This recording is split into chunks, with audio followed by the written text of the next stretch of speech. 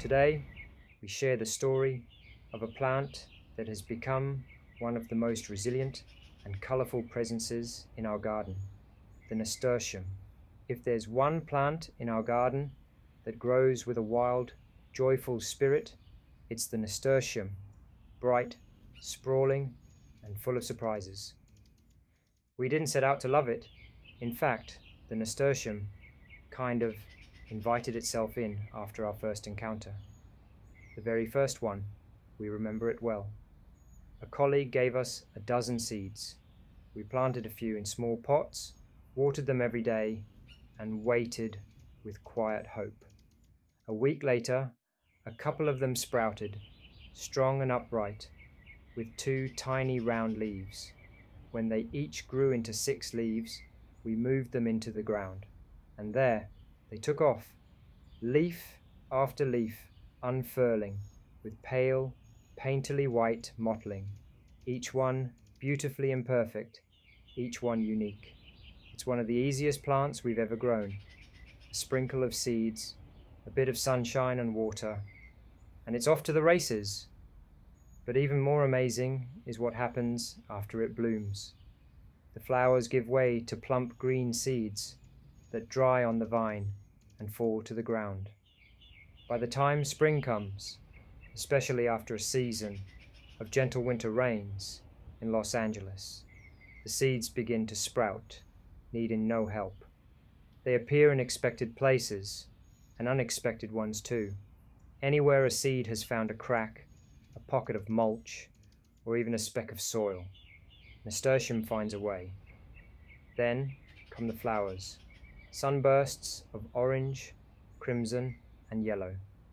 Each one is like a delicate fan, unfurling from a soft, trumpet-like center, with 5 rounded petals that flutter gently in the breeze.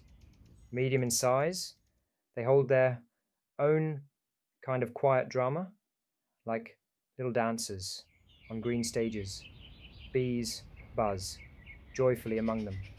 A hummingbird comes to visit, sipping nectar from one flower after another before resting in their shade. And we learnt nasturtiums don't just brighten the garden, they help protect it too. Nasturtium draws in aphids, pulling them away from our squash and tomatoes, acting as a living shield. Last but not the least, every part of the plant is edible. The soft, peppery leaves, the jewel-like flowers, and the seeds too. You can enjoy them raw in salads, or use them to decorate other dishes if you like a peppery kick. Or, as we often do, you can saute the leaves and flowers with other leafy greens freshly harvested from the garden, creating a rich and colorful vegetable dish from just steps away.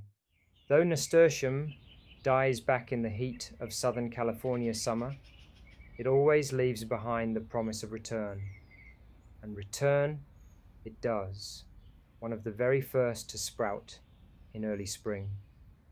You'll see tiny seedlings pushing up through layers of mulch, nestled among roots of other plants, emerging amid gravel, thriving in all kinds of places.